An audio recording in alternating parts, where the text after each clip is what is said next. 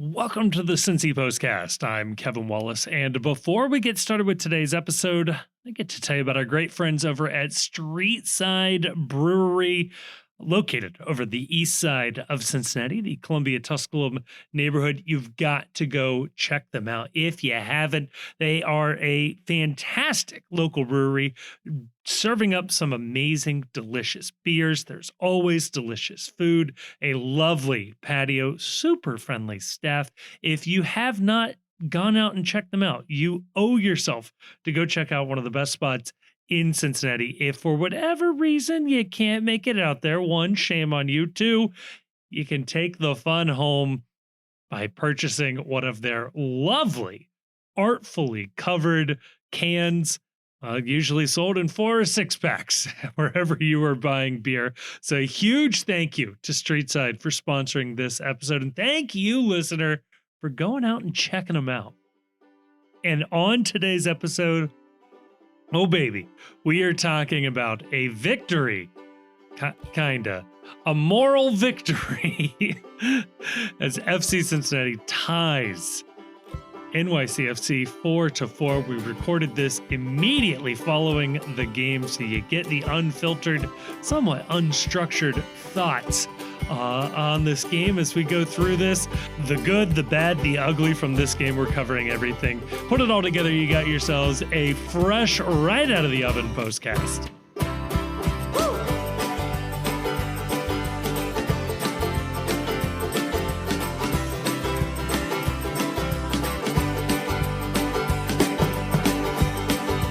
Joining me to talk about all of that and more, I am joined by 2 gentlemen who also just watched FC Cincinnati finish a win finally against NYCFC 5-4.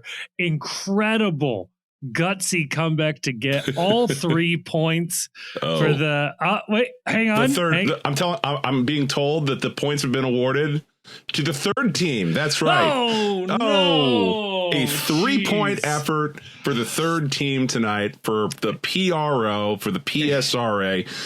Kevin, I know this is probably more of a topic for the World's Gam because we don't cover teams other than FC Cincinnati here, but the PRO is on a generational run as the third team. I mean, many are terming them the Invincibles this year, and every year they are involved with MLS. Yeah, my man of the match tonight, Matthew Rodman. He's the assistant Any VAR. relation to Dennis? Maybe, or and therefore Trinity. But Matthew Rodman was the assistant VAR in this game, and I know that he put in a big performance from the booth in Atlanta. It better be in an undisclosed location now. To find a marginal heel clipping 50 yards behind the goal, and by, oh my God, incredible stuff. What I love most about the third team's performance tonight was just this idea that there are a lot of people that shy away from the moment where the spotlight gets too big, and they shrink. It's guys that it's like the line from The Replacement: winners want the ball, Shane. Yeah. In that moment, a lesser VAR official would have said, you know what? I don't want the decision. I don't want this to be about me. Let someone else make this move. But the true MVP, the sign that the third team is really just, they're built different this year, is that in the big moment, he said, no, I want to be the star of the show. I want to take the shot. I want to be the person that all of this falls onto. And in that moment, he had seconds to look and invent some reason to insert himself and get that and pull that victory for the third team. And most people, a lesser fourth official, they wouldn't be looking for a foul 15 seconds prior to a goal. Yeah. Not my man. Like, that's a guy who is locked in, dialed in. He's rewinding the play all the way back to find out everything about it. And he's doing that in such a small amount of time. That's a generational performance by the third team right there. Yeah, Grayson, when we consider the sort of the chaos theory of the butterfly effect, why don't we look further back before every goal? Surely every goal, every turn of possession has been won by a foul that, when under the microscope, may fall on the other side of the line. Yeah, I mean, you can certainly do that. I don't know why they don't. I mean, these refs are missing calls all the time. Surely there was something that you could look at in any goal, and call it back. And like, I don't know, man. It's such a, I'll say, ballsy play by the ref there, by the VAR. Yeah. It's the kind of thing. That's why we go to matches, to see that kind of effort, though. I pay my Apple TV subscription. I go to matches, though, because I want to see the best of the best doing it at the height of their power. And that's a VAR official right there that you pay money to see. That justifies your match ticket right there, seeing a performance like that. Yeah, you know what it reminds me of? It reminds me of, like, you're going back to the Olympics, and there was like the figure skating. Remember when like Ilya put the backflip into his routine? Yeah. And it's like, that's worth no points. There's really no reason to do it. He just does it to show off. Like that's the level of peak performance that we're seeing. Right. With this goal getting called back there. This is, it's like a virtuoso kind of performance. This is James Joyce. This is Picasso. It's art. Yeah. It's like nobody would do this like this other than a great master. Right. It's like watching Jordan in his prime, or maybe to keep it more with officials, like Tim Donaghy in his prime. I just can't say enough good things about the reason we all watch. It's Roy McAvoy playing 18 holes with a 7-iron. With the shovel. Yeah. Give me the big dog. I'm going for the green. Yeah. I mean, it was an incredible performance. And that's on top of an absolutely bizarre game. So I think obviously we are recording this immediately after the NYCFC FC Cincinnati match. I want to get ahead of something real fast. Okay. Oh, please. All right, go for it. I know you weren't on that island. You're good. We don't need to address this. There will be people who start to throw out things like, well, there was contact, right? Sure. Or there appears to have been contact. I don't know how you could tell. I mean, it seems like they can never tell anything from these replays except when they really want to, right. But you can say, okay, there's contact. And then you can say, they wouldn't have called this except Evander was involved with the contact and then ended up with the ball and scoring the goal. And, you don't have to do that. Like, they're not paying you by the hour to defend them. No, this was an insane thing to go to VAR on, because it's the kind of thing where even if there's contact, you have to convince yourself that, Evander is more at fault and it rises up to a foul.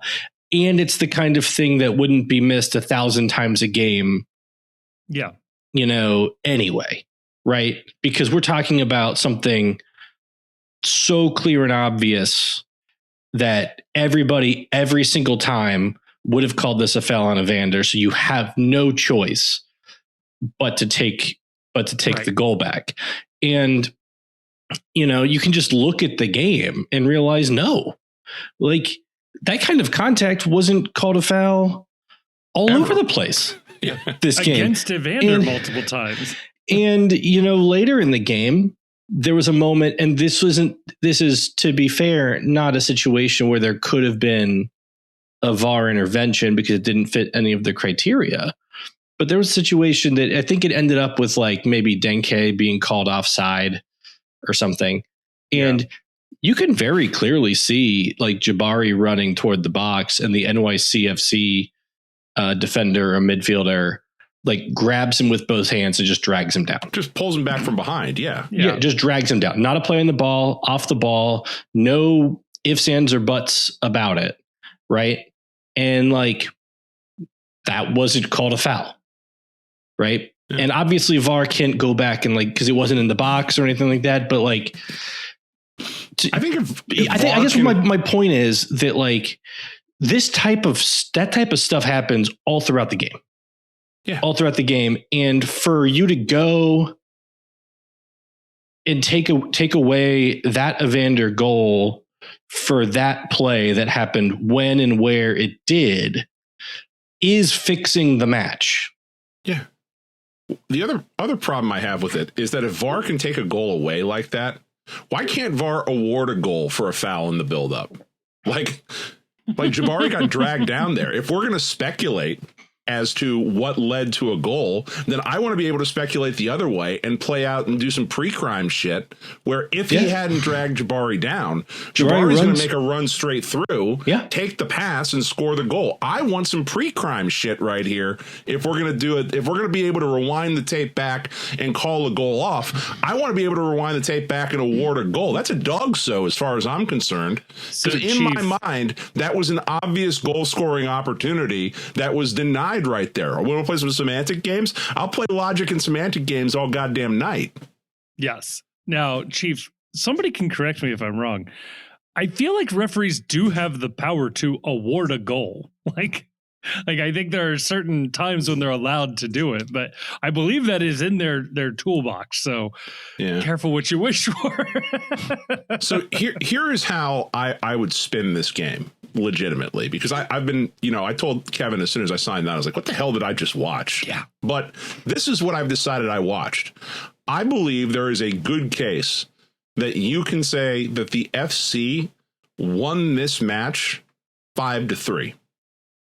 Because it was a very clear, as Grayson said, match fixie looking absurd VAR decision that denied Evander a goal. And the foul, like the foul did not contribute to Evander scoring the worldie, shot from the Steph Curry shot from the parking lot. Didn't impact that.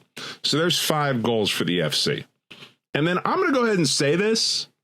NYCFC, they score a lot of goals in this game. No shit. Look at the scoreline. Yep. One of those goals, though, kind of a BS goal that Roman pulls a full Kenneth Vermeer on and just drops a soccer ball and allows a goal to be scored. I don't think that goal counts.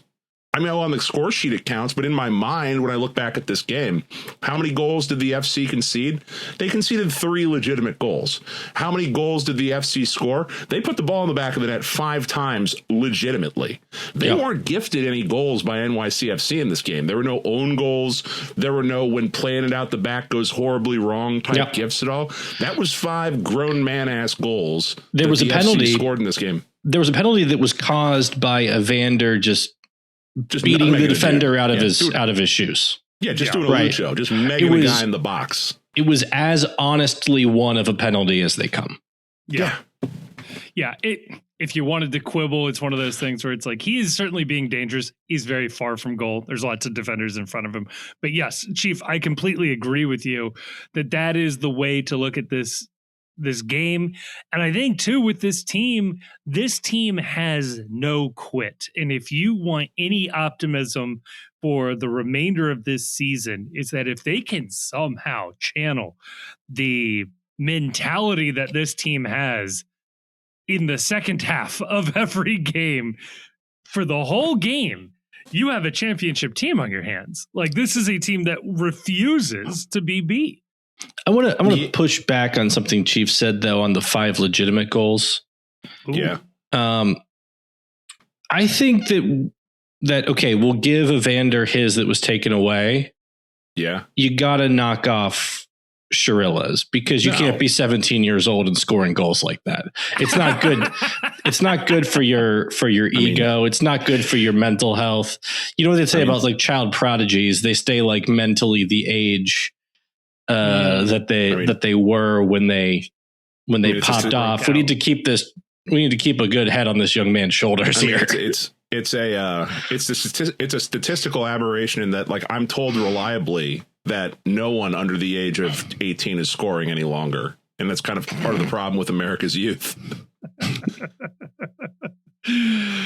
Chief surely looked good in this game. Obviously, the goal improves that, but.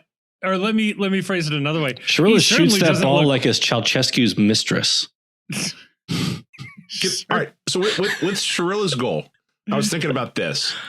If you had to like sort of draw up, like you're going to make MLS as a teenager and you're going to score your first goal.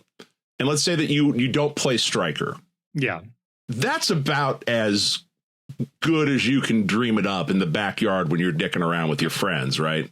Like the only way that gets better is if it's like for something, like you score the goal that wins MLS Cup. But if that's the case, then that means that you waited an entire year until your first goal happened, and that's kind of like also lame. Yeah, but I mean, like as far as first goals go, that kind of kicked ass, right? Yeah, that was amazing, and it does.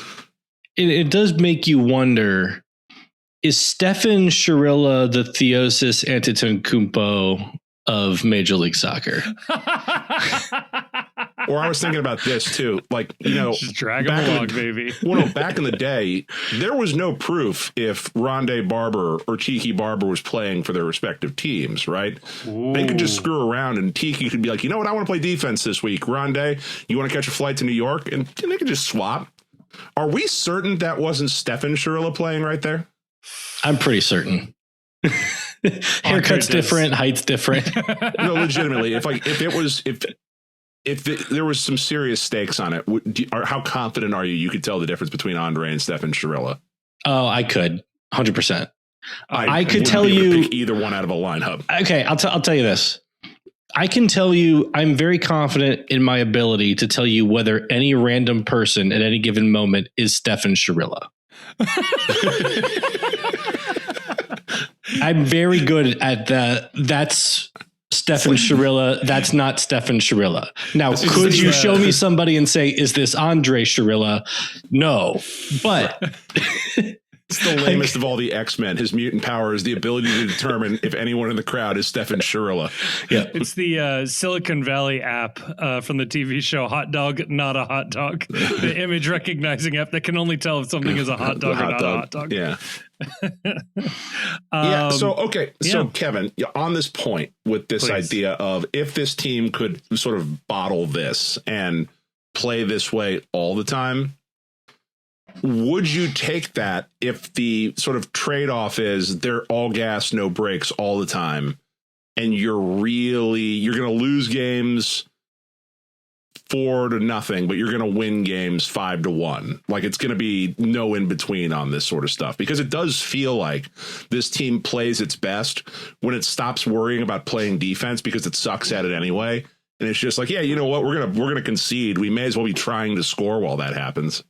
Yeah, that's where I'm at. And actually a really good distillation of this idea comes from the Colorado manager. Matt Wells did an interview with SoccerWise earlier this week. It's really good, but he basically says exactly that. He's like, we are always going to want to try to score goals. There will come a time where we will give up a goal or two and we will have to go out and score goals. So if we're going to be, drilling and trying to score goals anyway, why would we ever not do that? He's like, if that means we give up goals, so be it. But we will constantly be putting the pressure on there to constantly be scoring.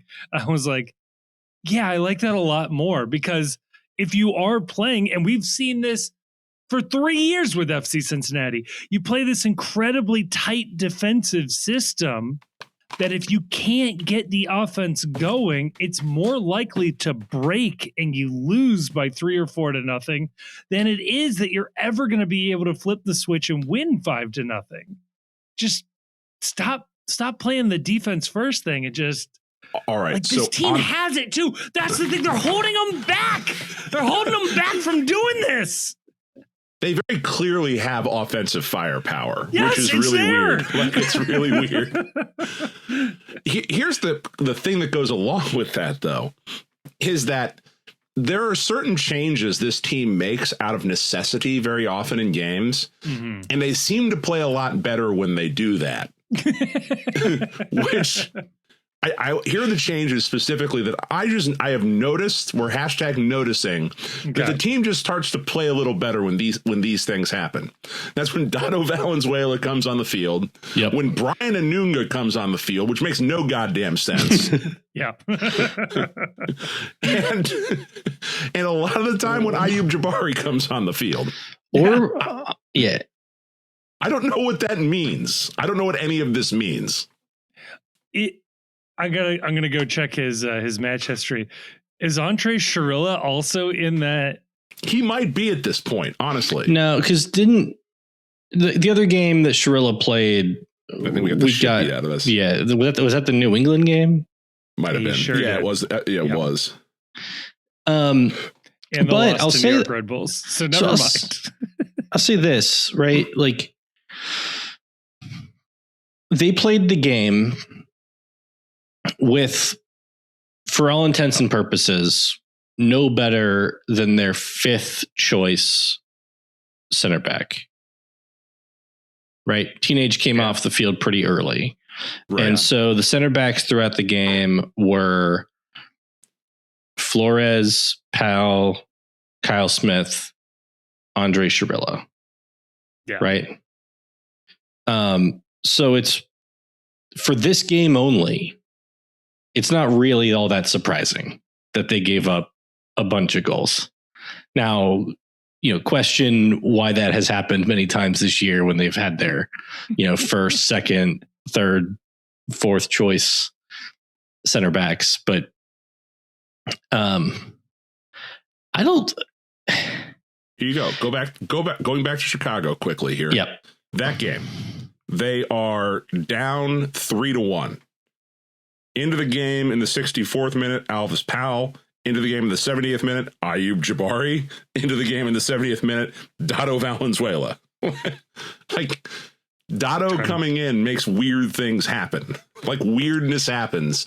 Positive weirdness happens when Dado comes onto the field. Positive weirdness happens when Ayub Jabari comes onto the field. So one of the things I think to consider is that Dado obviously is a ball player. Yeah. Jabari, I think, versus Barlow is a little bit more of a ball player. Of the defenders that played today, like Shirilla and God love him, Powell, are more of ball players than Hadebe and Hagland. Yeah. If we're not going to have our top defenders available, should we just go out with ball players? Maybe. I would like to look at the stats on Anunga. I'm sure he's not a world-class He was a little nice passer. with it today. He was. Did you see some of the stuff he was doing? Well, it got infectious. I was like, Brian, you're not allowed to do that, Brian. Stop it. Yeah, you can't have swag. Your whole thing is you're dependable. We don't need dependable people to have swag. That doesn't work. I don't know if the advanced stats still exist, but I'd be curious to know if Anunga just turns the ball over less than average from our midfielders, which would also contribute to maintaining possession and things like that. But Grayson, to that point too, I thought Buka was the most involved I'd seen him in a long time on offense. Like, he was playing as almost like a right winger towards the end of this game and was deadly. I thought he was doing awesome. He kind of had a howler in the first half. But I mean, yeah, we joined the club. Just about everybody looked like they were playing on roller skates and looked awful in the first half. If you look at his heat map, Buka was a lot more right-hand dependent. That's usually kind of how he plays. It's interesting because the more they leaned into they kept trying in the first half to try and play these looping balls over the top. Yeah. And that really doesn't in the first minute. Yeah. It doesn't work. The field's too small in Yankee Stadium. New York understood the assignment there, which is, hey, if you're just not going to defend, runs, off the shoulder, and we're just going to break and play through balls on the ground between the center backs, yeah, we're going to do that the rest of the game. And so we don't do that because I don't think we have the ability to pass like that. So the game really opened up when we became a lot more confident with taking the ball and attacking directly on the dribble, and then using that to play sort of the 1-2 interlink balls off the sidelines. That's like where we looked the most dangerous. And if you're going to do that, then you want Alvis Powell out there. You want Brian Anunga out there. You want, if Sharilla is going to look that confident, and maybe when you're down and the manager says, get in there and just make something happen, maybe that frees you a little bit where you're not worrying quite so much about, I'm 18, I'm supposed to be seen and not heard. It's like, no, go in there and make yourself heard. What are you going to do? What are we going to do? Lose 7-1? Who gives a shit? Right. Man. And okay, so we've talked a lot about can I just say, Chief, Mama Dem and Denke, little connection there. That was a little fun to watch. A couple of passages of play. Is Moba Dem the new Yu Kubo? Yes. Just like wherever. Like, we'll see if he works there. Yeah, it's all right. I'm wondering if we can't have you turn the corner a little bit, specifically on Moma Dem and Sharilla. I think that'd be progress for us. I think that'd be good. I think what I'll say is this. I think Moba Dem looked a lot better at wing back than he did at striker. I think that he got lost a little bit in his defensive responsibilities. But again, like when you have grown men also screwing up and playing horrible defense, I'm not going to really rag on our boy Kenji there for, having a passing familiarity with what space on the field looked like defensively. So I thought that was from him. I thought it was a decent shift from him. Yeah. Sharilla, I mean, ball don't lie. Scored a goal, played well, I thought. I don't know. If you're going to lose, if you're going to be shitty and you're just not going to have the ability to win games consistently, I mean, I guess why not? Like, what are you going to do? I mean, it's obvious to me at this point that this is a just deeply flawed roster, that there's just a lot of flaws on this team, and that they're going to have to, we talked about it over the weekend, they're going to have to make some changes at the summer window. They're going to make a lot of changes at the summer window, I think. So it's the cavalry isn't showing up. I don't think there's anything that's going to make this better per se. So I hate watching teenagers play soccer, but to a certain extent, like, all right, you've got how many games until the World Cup break? You may as well screw around with it a little bit and see what you got, and then know that you're going to just look to tread water and then do the re-up at the summer window.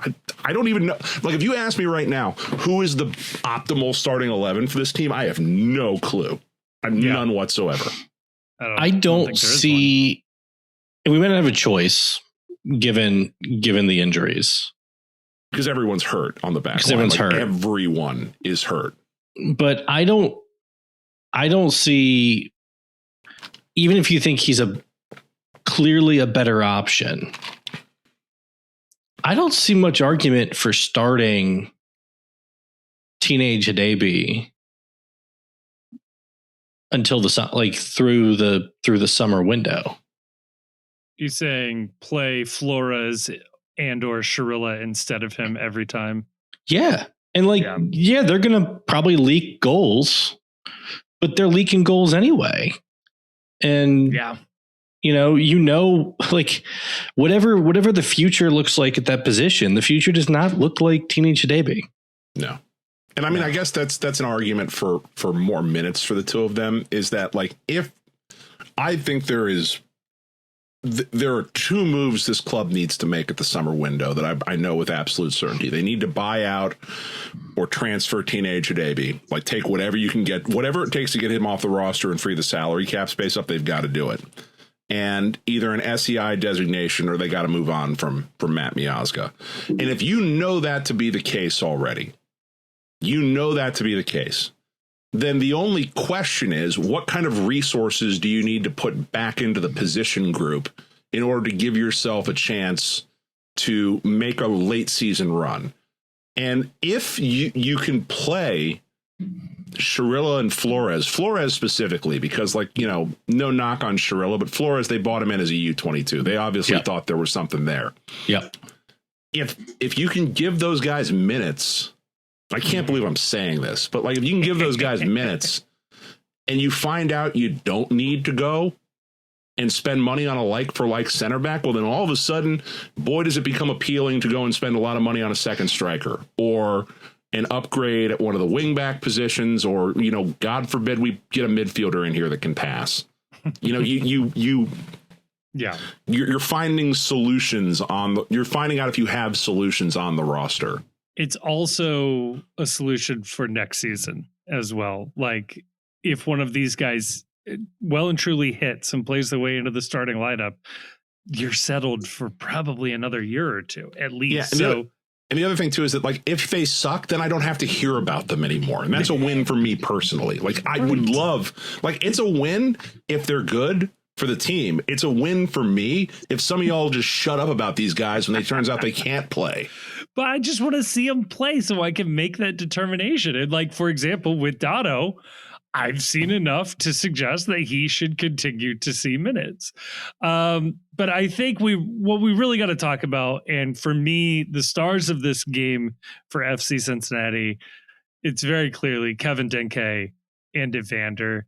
I mean, if you had concerns, and we've certainly heard it with the fan base, that, you know, these guys aren't the DPs that we can build around, or they some reason can't work well together or what have you. This was the game that you will point to for a long time to say, no. Those two are the exact amount of firepower you need to be able to lead a team to victory. Kevin Denke, 2 goals, gets the brace. He has the option to get the hat trick if he takes the penalty from Evander. Nice moment of the two of them sort of talking it over. I'll say traditionally you defer to the guy on 2 goals to let him get the hat trick. Game state, I understand going with the more sure-footed penalty taker. Didn't look like any hard feelings. You love to see it.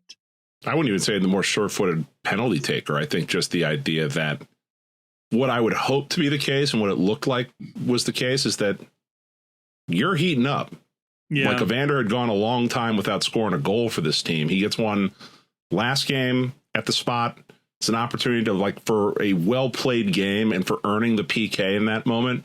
Getting the goal back that he missed, or getting the goal back taken away. Yeah. That's, and then they, you know, they're broing out at the end of the game too. I'm because there have been, you know, you hear people say things like, oh, they hate each other, they don't get along with one another. I don't think that's been said by anyone reliable, at least. Right. Couldn't tell by the way they looked on the field tonight, and that's always a good thing.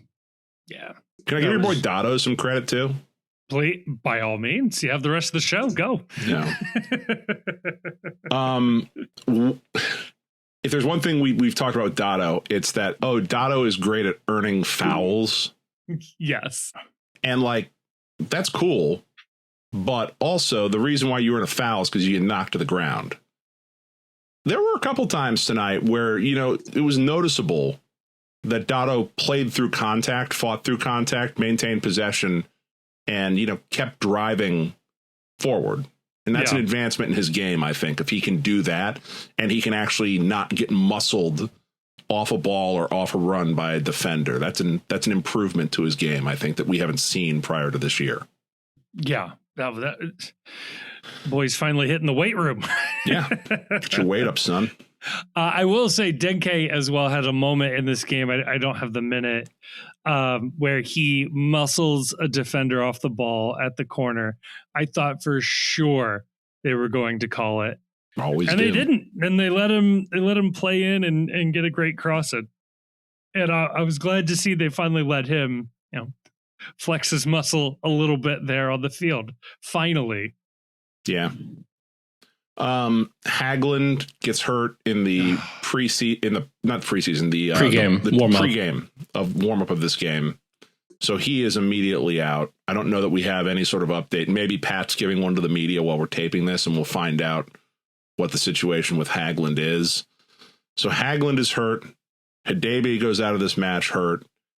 Did we get confirmation Powell was hurt or just ineffective? I don't. They said hurt. Hurt? Okay. Okay. So. Ay. This weekend's going to be fun.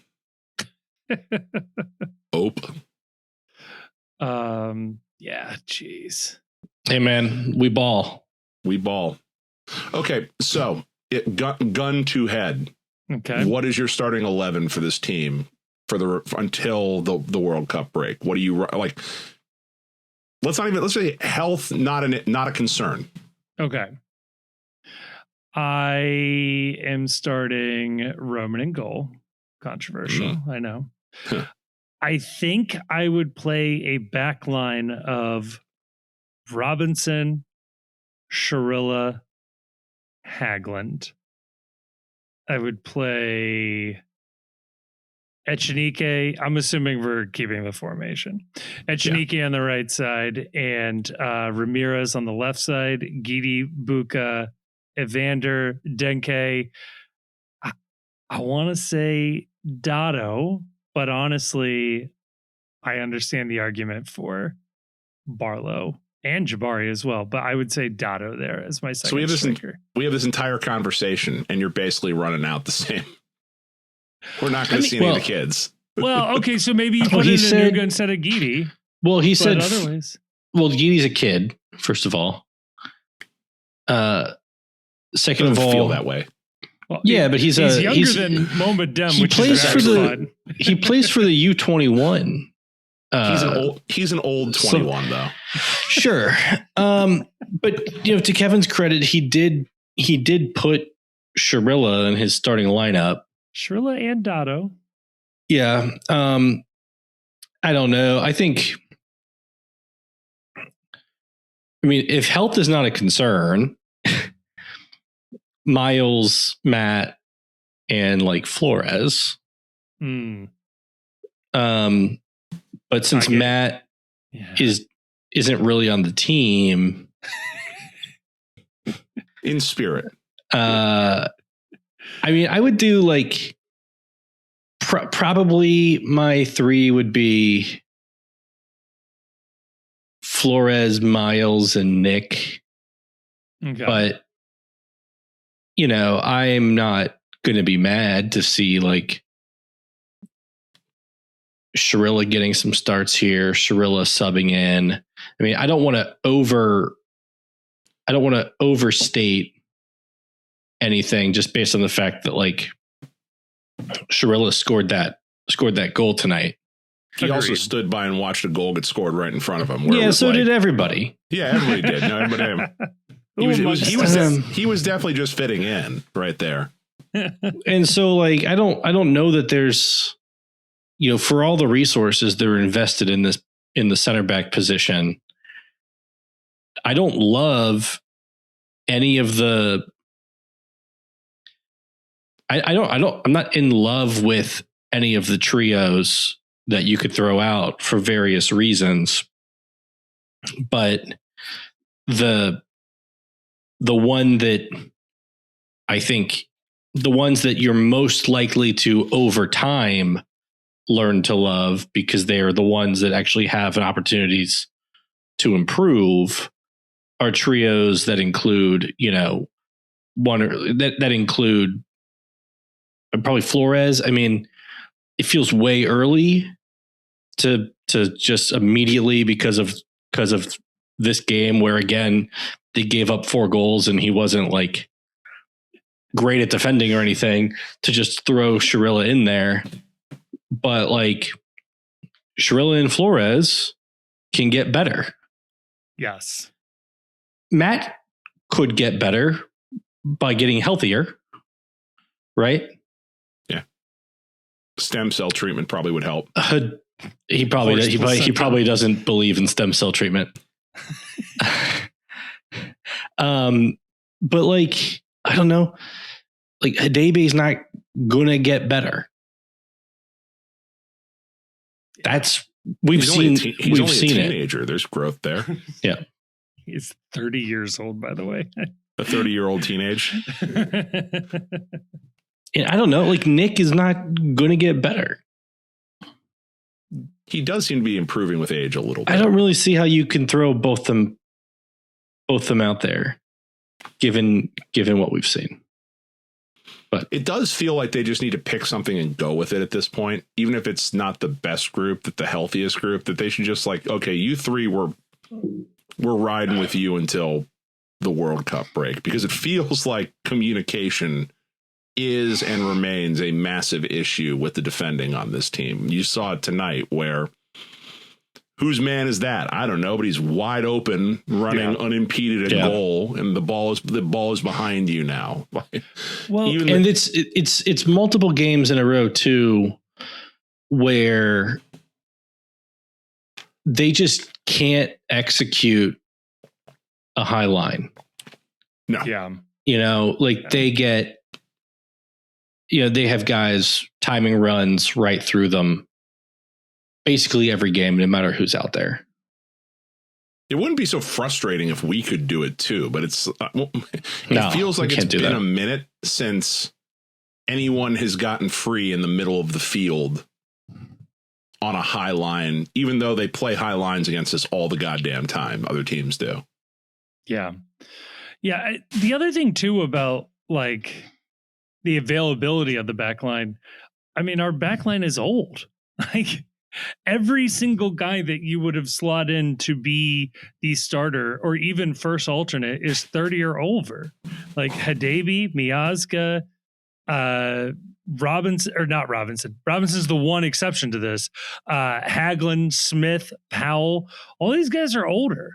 So like, even if, again, like a Flores, Shirilla, Robinson lineup isn't the dream lineup, they're much younger and statistically are going to be more healthy and more available more often.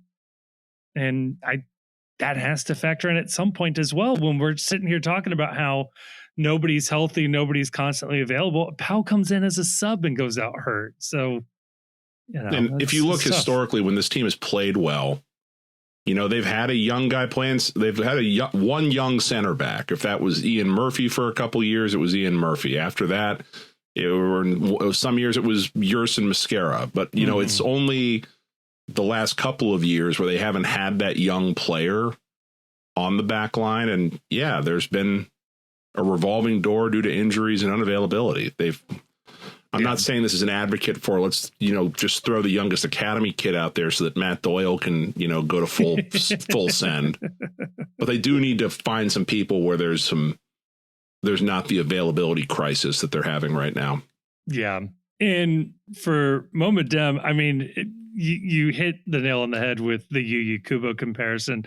I think he makes a lot of sense as like the first alternate for a handful of positions. I don't think he's the starter over anybody else, assuming everybody's healthy.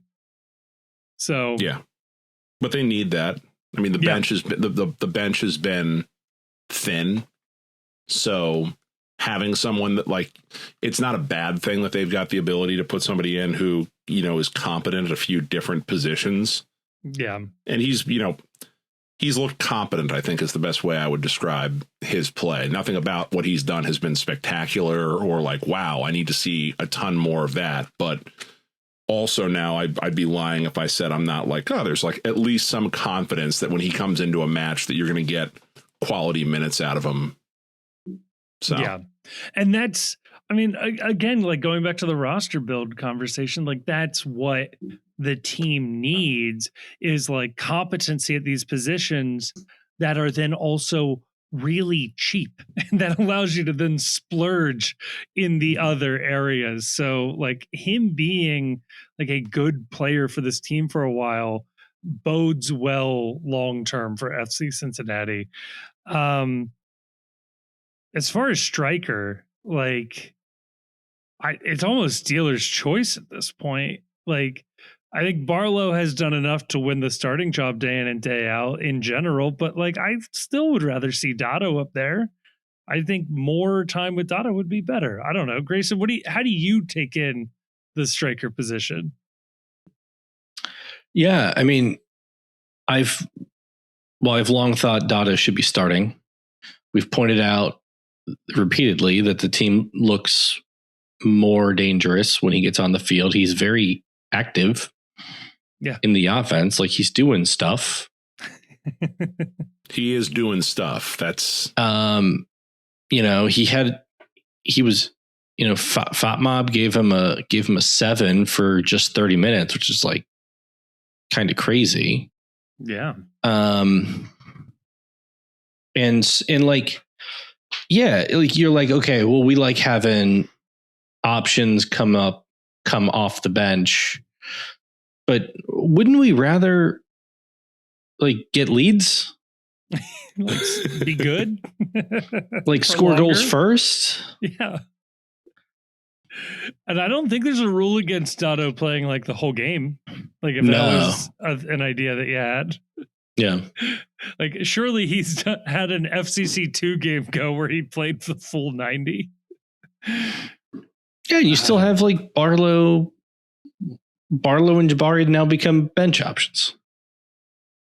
Right? Yeah, and if they're good enough to start, think about how much better they would be coming in with fresh legs against tired defenders. Here's the only problem with Dotto as a striker is that like where Dotto has played well has been in not those advanced positions. It's been as a build-up piece. So like if you're playing Dotto as a striker, your formation almost has to be a single striker formation, and Pat Noonan hates that. Just because Dotto looks most effective when he's given the freedom to play down the wings a little bit or to come back into the midfield and be part of the buildup. And if he's doing that, he's pulling a defender with him.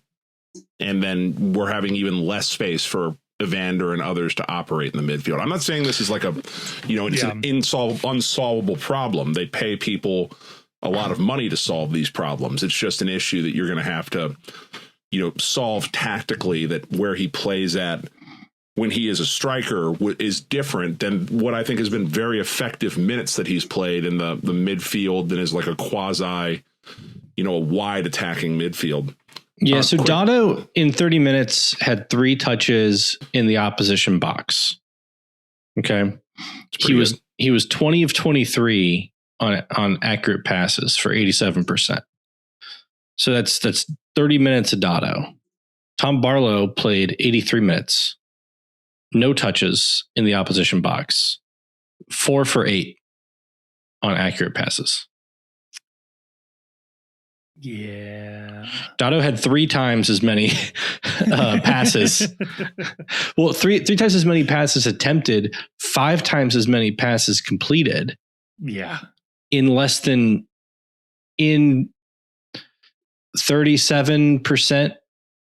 38% of the minutes. Yeah. They're definitely asking Barlow to do different things than Dotto when they're in the game, though. Sure. Like there's different responsibilities involved. Dotto's up there moving the ball around. He's getting the ball in the box. He's moving the ball into the final third. And so if they really want the things that they're telling Barlow to do, I would suggest if they're like, we need to, like the stuff that we're telling Barlow to do is different from what we tell Dotto to do. And we really want the stuff to start the game that we tell Barlow to do. I would suggest you're telling Barlow to do the wrong things. or maybe they're prioritizing the wrong things. Yeah. Entirely possible. Yeah, because Barlow and Barlow, I don't have anything against Barlow. I like a lot of what he does, but like same. But like what they're asking Barlow to do, as best I can tell, is run like a madman because as soon as you get tired, we're subbing you out with Jabari, who's also being told to run like a madman. So yeah, every time they get the ball, the other team gets the ball, we want you running like a psycho directly at whoever has the ball to kick the high press off. And then out of possession, try to stay as far as possible, keep a defender away from Kevin Denke, and then out of possession again, run like a madman and just cause chaos up on the opposing third. And I just don't know that would be an effective use of Dotto to say, we need you to act like a psycho on defense. Agreed. I would just say, just change the philosophy. Like, there's probably no reason to be saying, do the Tom Barlow things, because we've seen the last handful of games, like, this team just straight up doesn't start well. So, like, whatever that strategy is, no matter who's executing it, they may be executing it perfectly. I want to bring this up because we talked about it a second ago about the penalty kick between Denke and Evander. The post Damon Gumbert in the post game analysis with this, Denke said that Evander asked him to take the PK and that Kevin really wanted to take the PK and get his first hat trick. Quote, I know I will have more chances with Evander with me versus with Evander against me.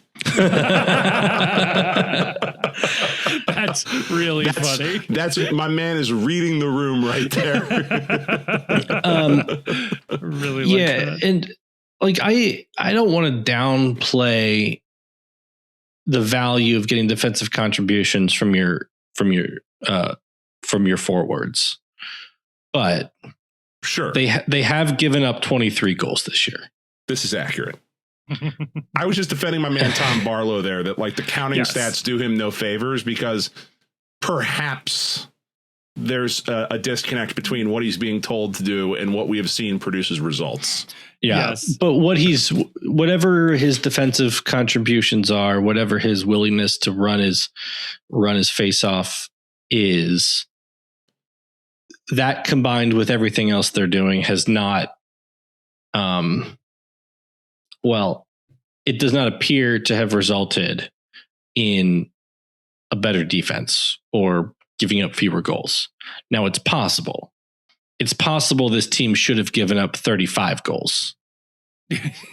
and it's the Barlow's running that has kept them down to just Barlow 23. Is Hodor, and he's the only thing between us and historic failure. Like, we're giving up like over 2.5 goals a game.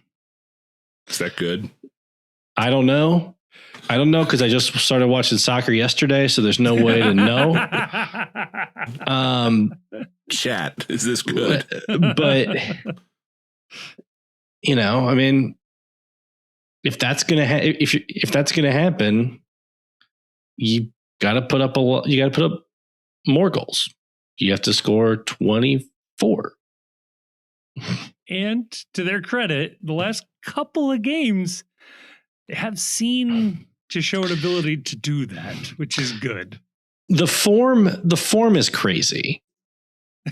Like, what you're not saying that like it's not normal?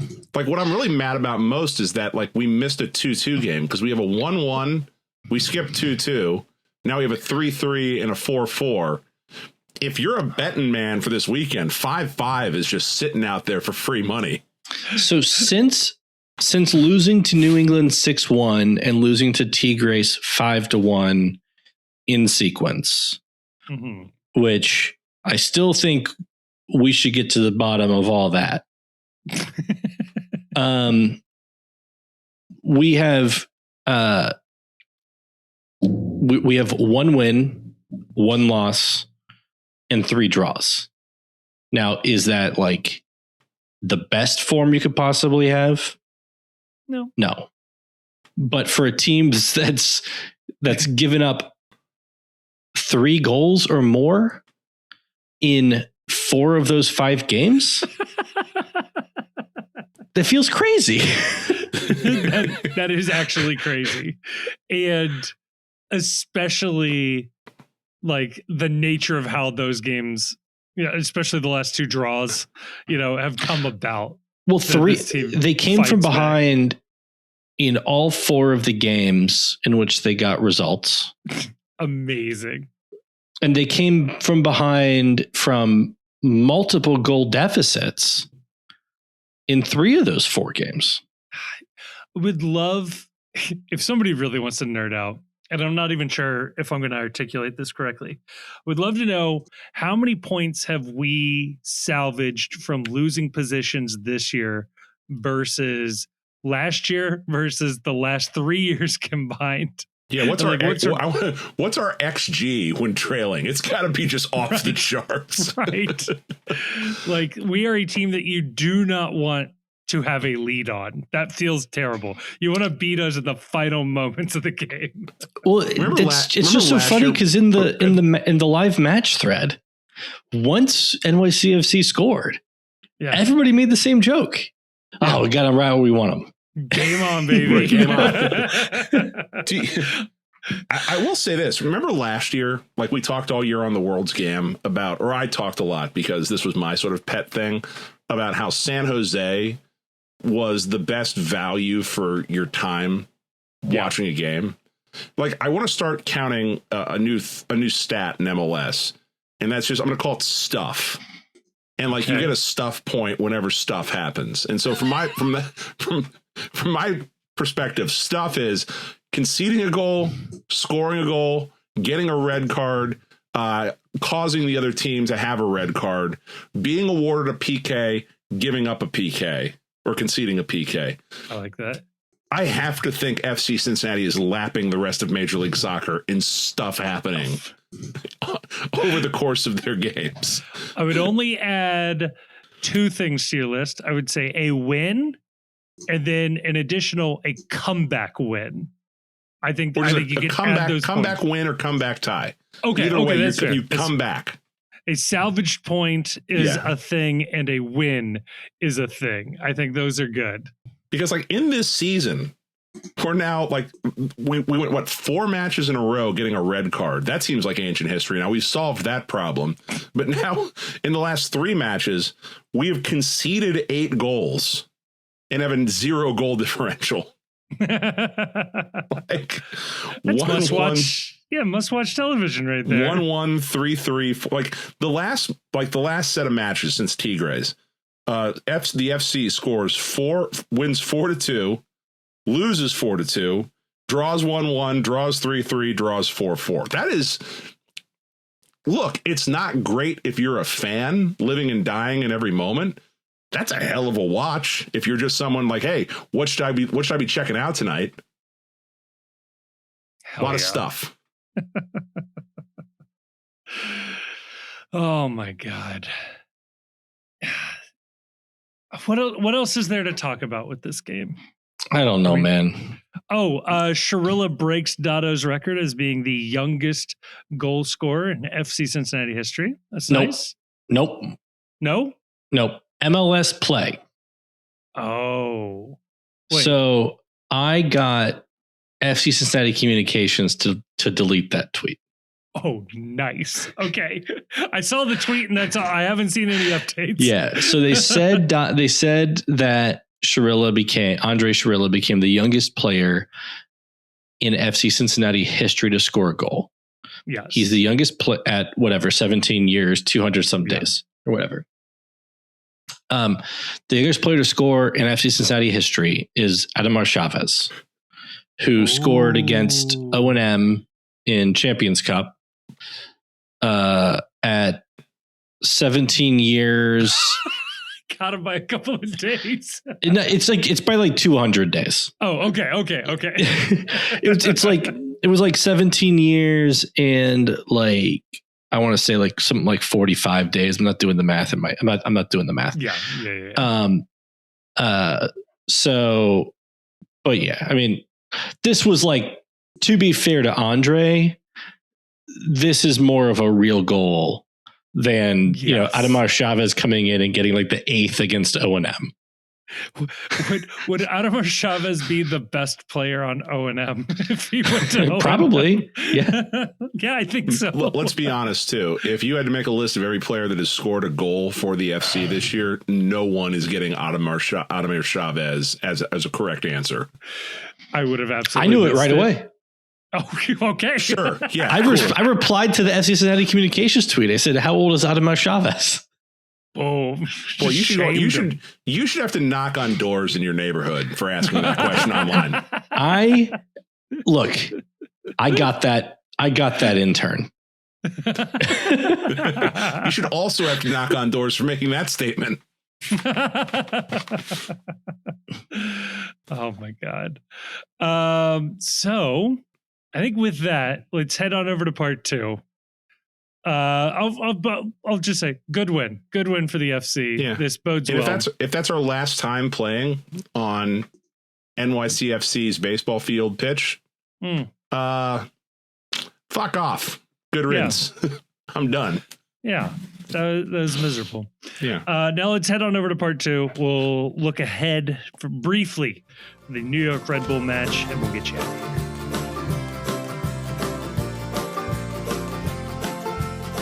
All right, we are back. Now, I will say before we get to Red Bull, Chief, you might have seen this. Formula One has been on a month-long hiatus. I don't know if you know why, but there's been this little thing going on in the Middle East, and they have like a bunch of Middle Eastern races planned. And went ahead and delayed those. But it comes back first weekend of May in Miami. We come stateside. My question to you, Chief, is a Formula One Grand Prix is a 3-day affair, but it is the last day. Sunday is the main race. You can obviously buy, not unlike a concert or like a festival, you can buy multi-day passes. But if you just wanted to watch the third day, how much do you think it costs to sit in a grandstand for 2 hours for the race in Miami? It goes sort of around the Hard Rock Stadium. Yeah, is this like just a get-in price for the race? The cheapest get-in price that I'm seeing on SeatGeek is what I'm using right here. Miami, it's going to be hot.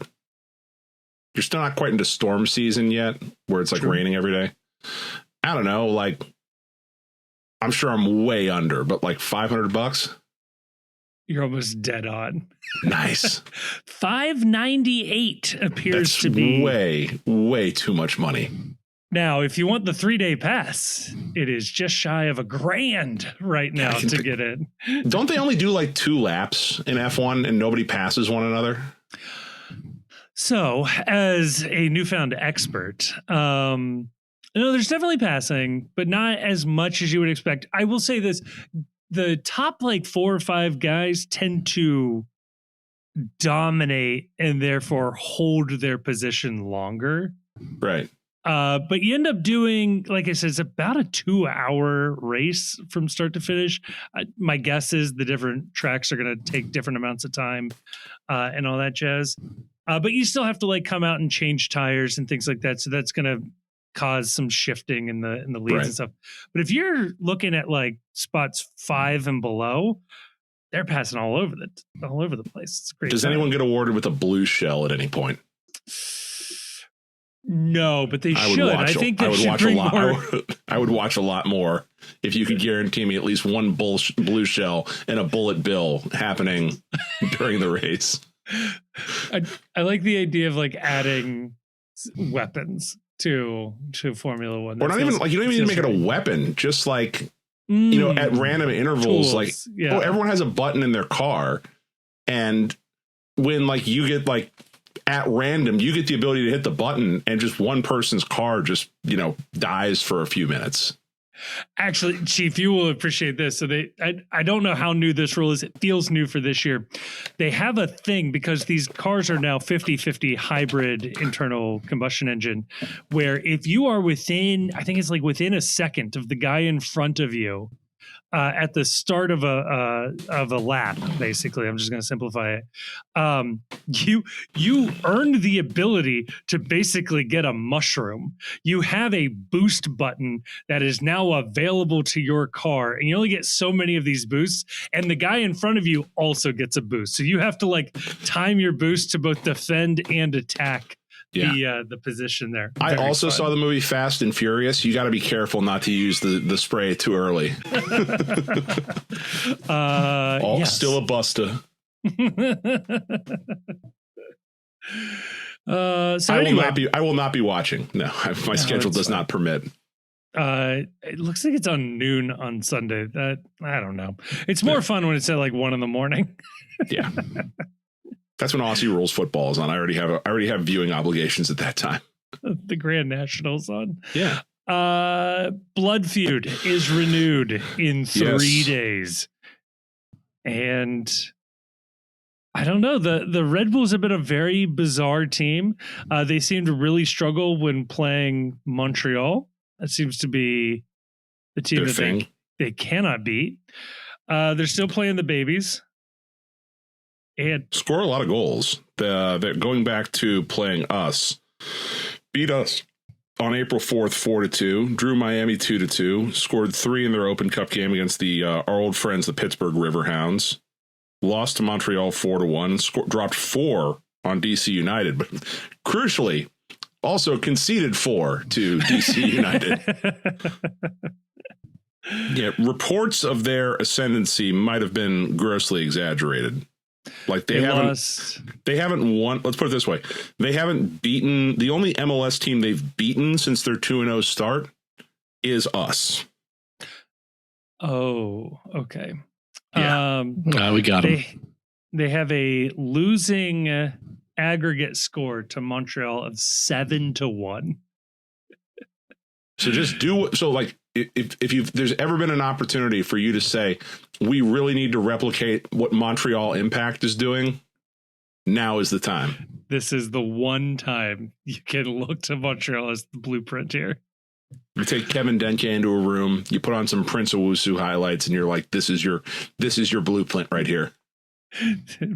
Be Prince. Be the Prince. Channel your inner Machiavelli. Does Shirilla start against New York Red Bulls?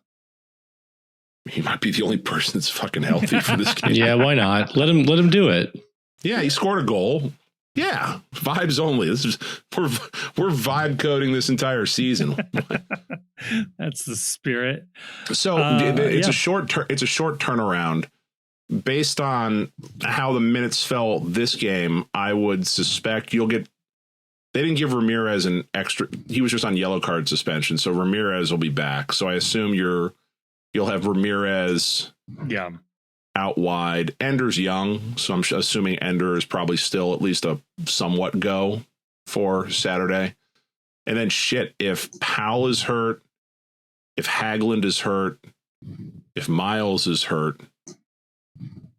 The thing with Miles, too, is I'm kind of worried that Miles has one eye on the World Cup already and is not going to be in a hurry to do anything that might result in a setback for his World Cup opportunities, especially considering he missed the last one. So I don't expect Miles, and this is not I'd probably do the same thing if I was in his position, given the way the World Cup is. I don't expect Miles to be rushing back to this. So if that's the case, who's like your Flores, is Shirilla? That's it in terms of healthy guys. Kyle Smith. And then I guess you see, like, obviously Haglund didn't go this game. Flores, I guess, is healthy. So Flores, Shirilla, and Smith. Yeah. All right. Oh, God. Flores, Shirilla, Smith. So your back line is Flores. I mean, if there was ever a game to go to a back four, this would be it. Being honest, mostly because you have two healthy center backs on the roster right now. Yeah. But Flores, Shirilla, Smith, Ramirez, and Ender as your wing backs. I would assume that you'll probably see maybe a Nunga get the start over Geedy in the midfield. Buka never leaves the lineup, so I'm assuming he'll just be there. No. And then Evander, Denke, and say it. Pat's not going to do it. I can say it. You can say it all you want. Pat Noonan doesn't think he's a striker. It's going to be like Jabari. Yeah, it probably will be Jabari. Yeah. Actually, it'll be like Mobadem. Mobadem, yeah. No. Well, no. Mobadem went all 90 this game, didn't he? Oh, yeah. And he went all 90 on most of the 90 on Saturday, I think. So. All right. Yeah, I don't know. So Tom Barlow it is back up top. Tom MFN Barlow. You know, counting stats, this is like one of his best seasons in a long time. Like he's got a couple of goals now. He's got to be like setting a minutes record for himself too at this point. Yeah, he did. I want to say he did well the first year he was with Chicago. And that might have been his last career year. Grayson, give me a prediction for New York Red Bulls. I've been picking a lot of wins, and they haven't worked out for me. Okay.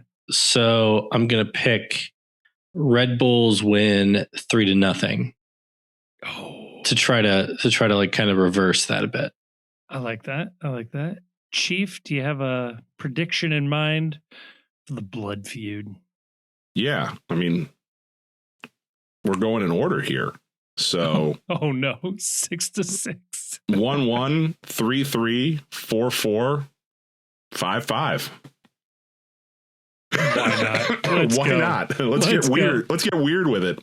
Okay, you predict 5-5. I'm going to predict 2-2 so that hopefully one of us is right, and we'll see if we had to go back to collect the set or if we're allowed to just skip 2. Yeah, in the month of April, FC Cincinnati has scored 1 goal in a game, 2 goals in a game, 3 goals in a game, and 4 goals in a game. It's time for 5. Okay, I like it. Or 0-0. We haven't hit that one yet either. Oh, I guess they're not gonna, this team's not going to give up. There is no way this team can keep a clean sheet. Like there is no like. I would bet every dollar in my wallet and every dollar I'm going to earn this year that this team is incapable of keeping a clean sheet. They are more likely to give up 4 goals and then score 4 goals after the 75th minute than they are to keep a clean sheet. All right, here's one for you. What was the last time FC Cincinnati kept a clean sheet this season? Without looking. Atlanta. O&M? Wait, they kept a clean sheet against Tigres. Oh yeah. Okay, I was talking just MLS play. Oh, okay. An MLS play? It's been since Atlanta. Yeah, they haven't kept a clean sheet except for that first game. Yeah. Damn. One time. Did we even keep a clean sheet against O&M? We did. Okay. 9-0. Okay. Remember that? We were like, oh, this team's never going to lose. They're scoring 9 goals in a game. We were right, though. Remember how good we felt about the 3-0 against Tigres? Oh, yeah. You know, and if you want to talk about something that like we should note is that Kevin, your whole theme of this episode was why can't you play more like at the end of games, right? Yeah. If you'll recall, the highest we were flying at the start of this year was we win a multi-goal game against Atlanta. MLS opening day. We're all, excited. This is it. When did we score those 2 goals against Atlanta? I don't know. The 80th minute and the 90th minute. Oh, no.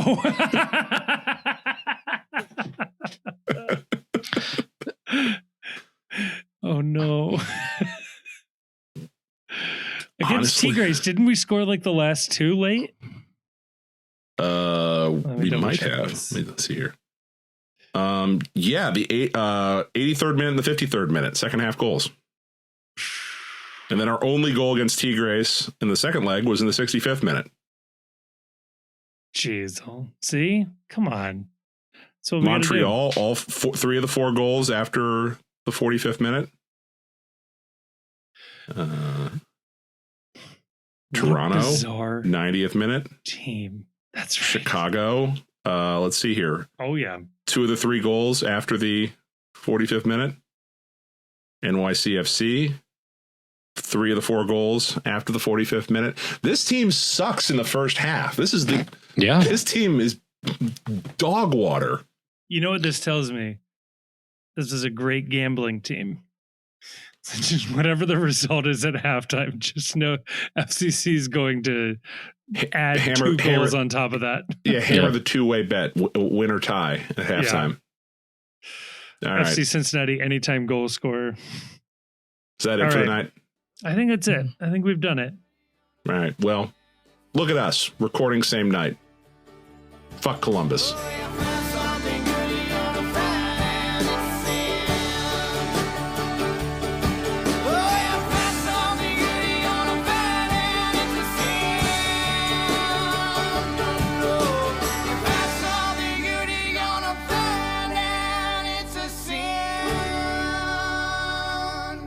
The Cincy Postcast is a production of The Post Cincy.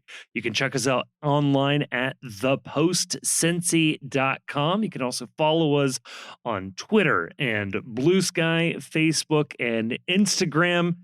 Twitter and Blue Sky, though, you'll find we're a little more active than the other places. We're also on YouTube, where you can listen to this episode if you aren't listening to it already. We are also putting up video content semi-regularly, including the Away Days series. We want to give a huge thank you to Jim Trace and the Makers for providing the music for this episode. They are a lovely band, and you can find more information out about them in the description of this episode. And if you happen to enjoy what you just heard, can I please ask that you like us, that you rate us on whatever app you're listening to, and maybe more importantly than all of that, share this episode with a friend. When it comes up at work, you're talking about FC Cincinnati, I say, hey, I listened to an FC Cincinnati podcast. I think you guys will like it. It would really, really help us out. Nothing helps a podcast travel more than a good recommendation from a friend, family member. That would be awesome. When it comes to the sorting algorithms that control our lives, a 5-star review would be much appreciated. Also, leaving a sort of written review weirdly does more than that. That's how the algorithms work. So maybe say a nice or a mean thing, whatever. Just as long as you give us 5 stars, that'll really, really, really help us out. And if you are looking for more MLS content, check out our other podcast, The World's Gam. Again, a link will be in the description of this episode. That is where we touch on league-wide storylines and news, and we talk about other games and a couple other teams in there as well. I think you will enjoy it if you are just dipping your toes into Major League Soccer. A huge thank you to all of our sponsors. A even bigger thank you to all of our patrons over at Patreon. But maybe most importantly, thank you for listening to this episode.